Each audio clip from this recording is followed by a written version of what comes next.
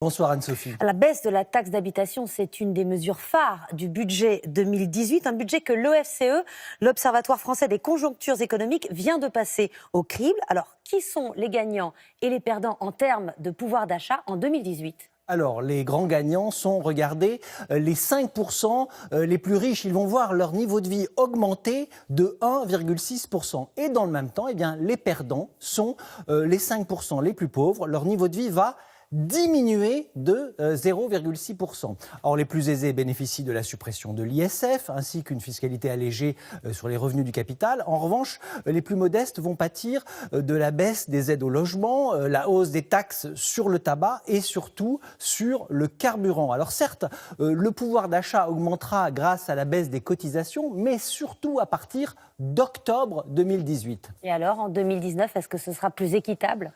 Non, toujours pas. Les inégalités persistent. Disons qu'au bout de 2 ans, quasiment tout le monde voit son niveau de vie augmenter, mais certains en profitent plus que d'autres. Regardez, pour les 5% les plus riches, le niveau de vie progresse de 2,2%. Et à l'autre bout de l'échelle, pour les 5% les plus pauvres, le niveau de vie ne progresse que de 0,2%.